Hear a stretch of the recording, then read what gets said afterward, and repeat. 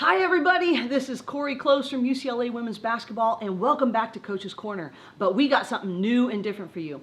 Remember how I've told you the best thing I've done is hire amazing people around me to lead to your strengths and staff to your weaknesses? Well, it's a good thing that I went first because I've been doing Coach's Corners this whole entire time, but now we're going to introduce you to the rest of the staff.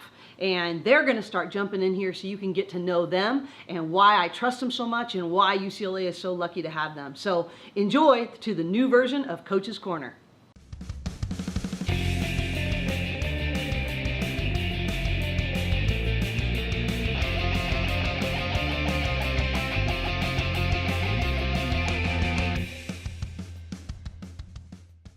Hey everybody, this is Cori. It's my turn this week, and the question is, where does changing team culture start? Well, that's actually an easy one to answer. It starts with the leader. It starts with me. If I don't have, number one, really clear vision and expectations, and I don't model what I'd like to see, then changing culture will be very, very difficult. The buck stops with me. So number one, I worked really, really hard at what do we want to be about? What's the burden that UCLA basketball needs to solve? What's going to make us unique and set us apart? What are our core values going to be? I really spent time trying to develop the clarity of the vision, what the values, and I involved my staff in that process. That was the first part, was that clarity. And the second part is really trying to analyze my own life and hold up a mirror and go, where am I not living that out? And then the third part is patience and persistence. You know, as leaders, I want it to happen right now. And the reality of changing culture is that if you want it to be deep, it's gonna take longer. Deep things, long-lasting things, sustained excellence do not happen overnight. It's not that hard to create a good team. It's very hard to create a very healthy culture as well as a good basketball program. Not a basketball team, a basketball program. And so here at UCLA Basketball, it is very clear. I think I've shared with you before. Our mission is that we want to be an elite basketball program that teaches, mentors, and equips young women for life after UCLA.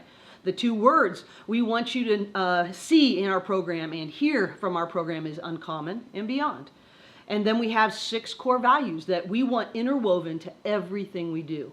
And I have to have great clarity and great example for our staff and for our players for that to start to change. And I'm gonna be honest with you, it's taken a long time. And maybe this year, year 5, is the first year that I saw that really starting to be owned by the players and taught down. And so it is not a quick process. I had the amazing opportunity today to meet Kevin Plank, the CEO of Under Armour.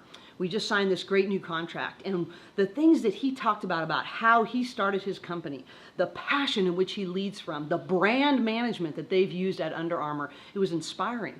But he really went back to culture and people and what he did to develop the culture and have the right people on his team with Under Armour. So I think it was just reaffirmed what I already thought. It's not a short process, it's a long process. Under Armour is now in their 20th year of their history, and they've had 24 straight quarters of 20% growth in revenue, and that's better than anyone. I mean, it's been amazing growth.